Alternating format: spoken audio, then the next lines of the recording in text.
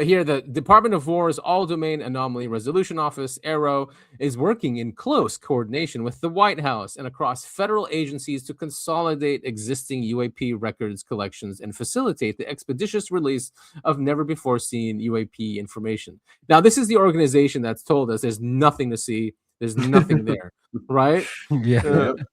Yeah, so I'm not really excited about this, to be honest, but it is what it is. Unfortunately, it's the Pentagon now that's responsible for disseminating this. So we know they have an agenda, whatever it is, who knows? But it's not really the truth. That is just the track record of the Pentagon, unfortunately. Yeah. No, people who are expecting the full truth or the truth will be disappointed. Exactly. So we're happy that something is going on, but we are going to be careful. Is Lou Alexander's involved as well? Maybe behind the scene. Who? Lou Alexander. That's a good question. Yeah. Oh, he was the head of ARROW. Yeah. Oh, sorry, of ATIP. But no, but is he involved in this one? Because I'm pretty sure he is. That'd Not be nice. publicly, but yeah, he's always behind the scene doing his stuff.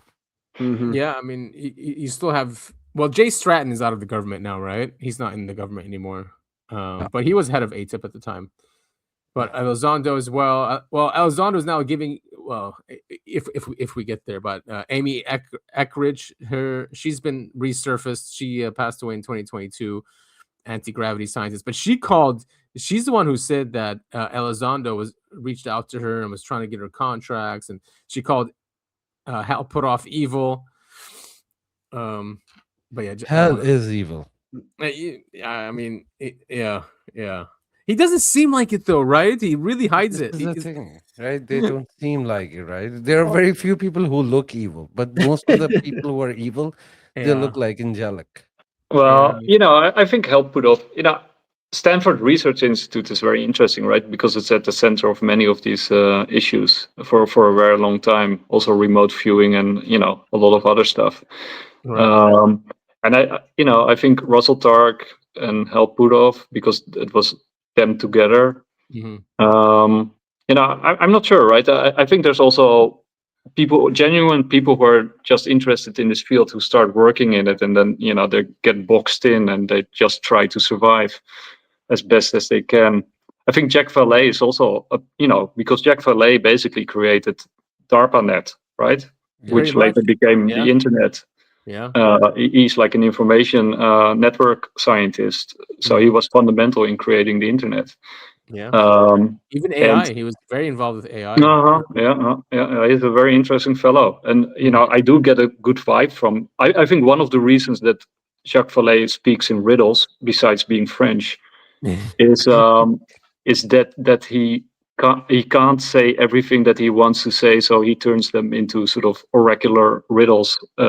So for the people who know, who can read between the lines, they know what he's saying, but he can't say what he wants to say. Yeah. And I think Hal Puthoff is similar. No, but Hal Puthoff is one of the reasons that we have UFO secrecy. It was his institute which said that if we release it, we're gonna have like a massive panic in the people. That's a good point. That's true, but he's also connected to the Soul Foundation, and the Soul Foundation. I mean, they're pushing an agenda, and so you won't get the full picture. That's for sure. But if you see his speeches in the Soul Foundation, which I recommend, he's pretty open, and you see him sort of push. He's trying to push the boundary, like he's pushing the envelope. But I think he's, these people. No, you're giving him too much credit. Like it was in his hand. He could have said, "No, it's not going to create a panic. Let's release them." No, but his analysis was totally opposite, and we have secrecy. So, like, I don't trust Hal Puthoff. Oh, I don't. I also don't trust him. But saying that he's evil, I don't know. Maybe. Right. Maybe. Yeah, I think Amy was pretty was being dramatic. Maybe he didn't allow funding to go to her or something like that. Because like you said, he sees a danger in these technologies come out. And there might be a danger, right? Yeah. Well, it's a danger of the ruling class. That's for sure. Exactly. That's for sure. Yeah.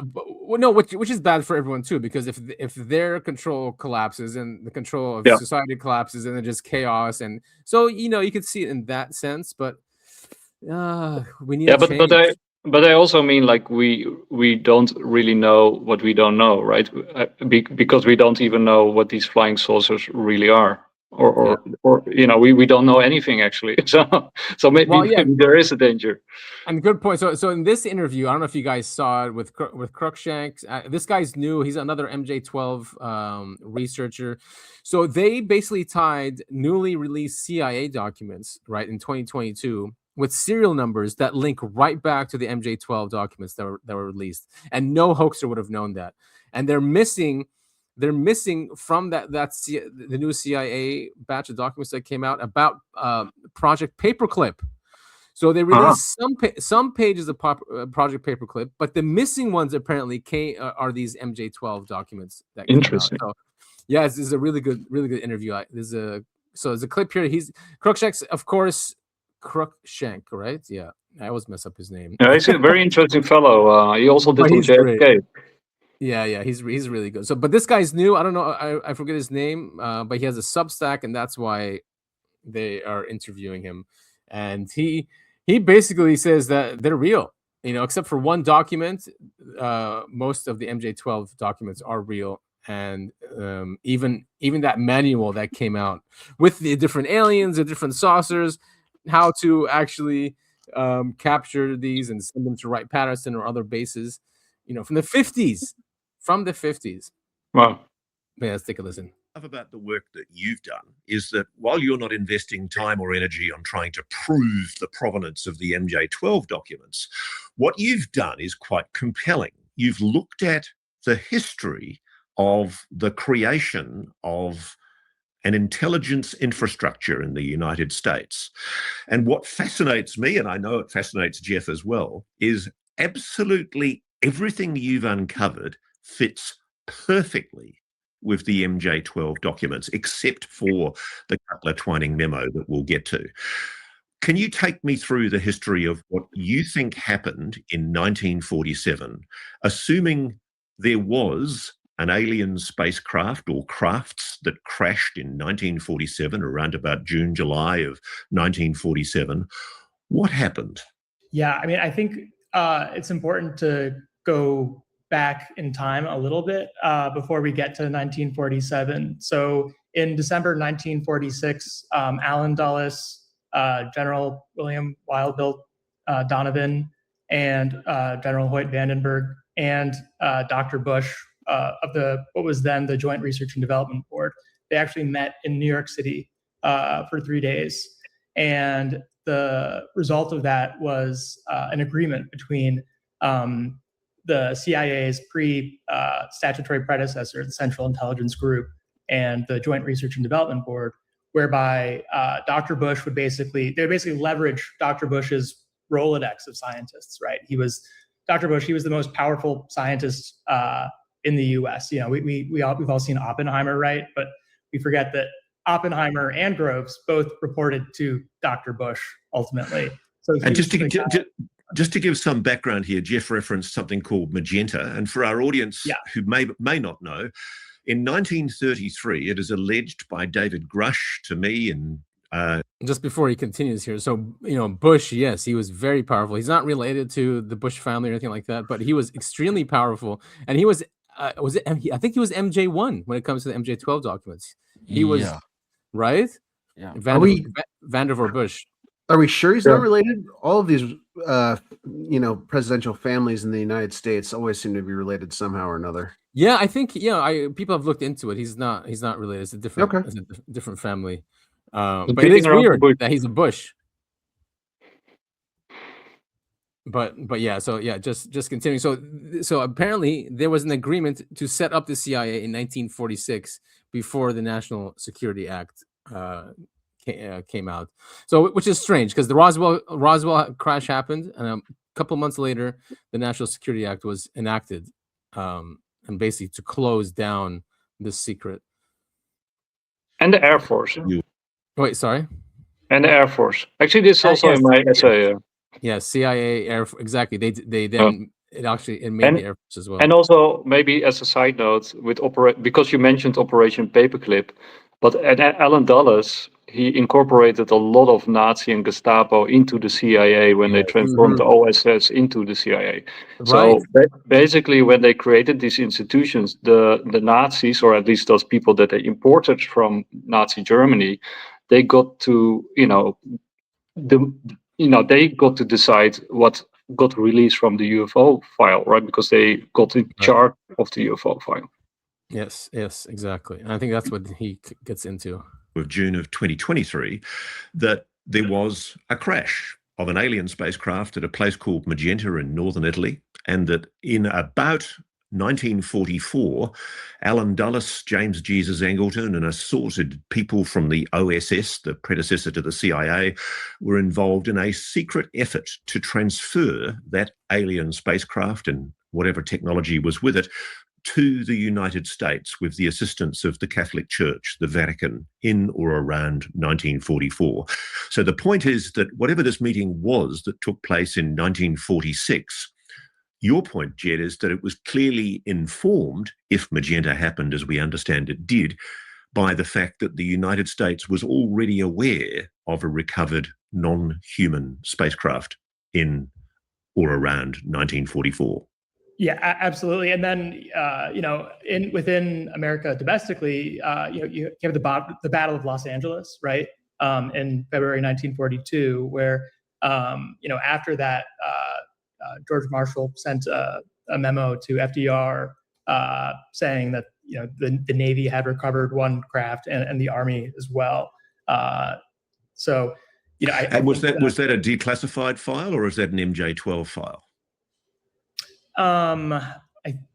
Jeff, I think it's that one specifically might be an MJ-12 document, or it's actually an interplanetary phenomenon unit summary. The IPU is this organization. The Army actually admitted its existence in the 1980s through the FOIA declassification process, but it was a memo in early March, I think March 5th, 1942, where Marshall basically says he's going to create this organization within G2, within Army intelligence, that's going to investigate and handle this topic. So without wanting to get bogged down in a blizzard of paperwork and dates, you're talking about this 1946 meeting, which is a precursor to what happened in 1947. Right. So in January 1947, Dr. Bush and Vandenberg, they finalized this agreement between the two organizations. So now fast forward down a couple months into the future. In May of 1947, now I haven't published this in my writing, but this is something that I've found in my research. The Joint Research and Development Board, they actually created their own intelligence panels, which, reading the SIG's internal memos about it, they were freaking out about it because they did not want Dr. Bush. Everyone was afraid of Dr. Bush. You have to understand, he had so much power. Every scientist had so much respect for him that if he were to create his own intelligence unit for scientific intelligence, that would have set a horrible precedent for the CIA ultimately, right? So that, I think, had a big impact on what happened next, which was at the 10th. And so on June 24th, 1947, Kenneth Arnold, he sees, he ushers in, by all accounts, the dawn of the modern UFO age, right? And 2 days after that, the National Intelligence Authority, which was the pre-statutory predecessor of the National Security Council, they met. And in the minutes for that 10th and final NIA meeting, the director of Central Intelligence, Roscoe Hillenketter, he says, and this is in the minutes, he says that we have an urgent and important problem. SIG does not have qualified collectors for scientific intelligence. Hilly says, I don't have any solution, but we are working with Vannevar Bush on solutions, including, potential solutions, which he actually outlines in the minutes.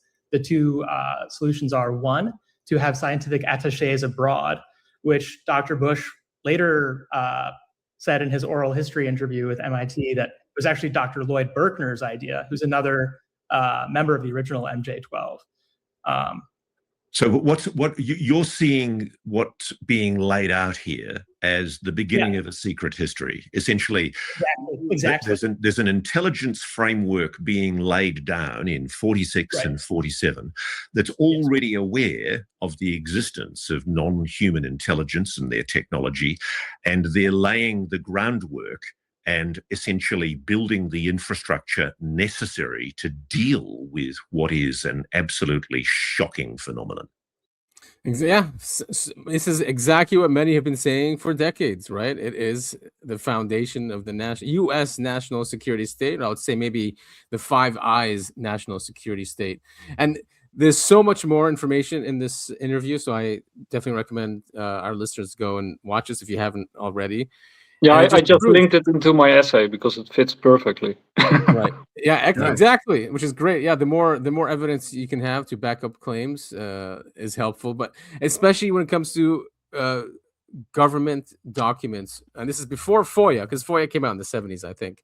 So these documents are really important because the government wasn't scared that these memos or documents would come out. They think they'll always be protected. Now, these days, they know everything is FOIable, so they try to hide it. You know, as we can see what happened with COVID and other things. So there is a system, right, which probably created a breakaway civilization. Now, there's many of them, but we're talking about this U.S. breakaway civilization because it has its own funding. They have their own science. They have their own understanding of history and humanity's place in it. So in a way, they are a breakaway civilization, unlike ours, which is, you know, stuck in 1950s America. and that view of it. So really good research from these guys, and maybe, who knows, maybe the government's going to release these documents. I don't know. It'd be nice. Yeah, would be nice. We will find it out soon. Yes, we will find it out. And I think Vannegar Bush he also worked with the uncle of Trump, like John G. Trump. Yes. I think they were connected. You're right. He did. Yes, indeed. Yeah, and that goes back to the Tesla papers. Yeah, right. Which is an uncle of Donald Trump, and it's weird how he acts like he doesn't care about this subject or doesn't know about it. He apparently was close to his uncle. Yeah, and to Nixon. Right? Yeah. Yeah, like I think he mentioned multiple times that he was close to his uncle. Yeah. So he knows about this stuff. It's shocking how connected these families are, like I just said a little while ago, and connected to the royal family over in Britain too. They're all somehow related. It's bizarre. I mean, it's not bizarre once you realize the whole thing is a sham, right? But right, yeah. But what is it, like 90% of presidents can? Yeah, I think there's only. I think I was just reading about this the other day. There's only like 2 presidents or something that haven't been related to the royal family. Yeah, even Obama is related to the royal family. Like, what the hell, man?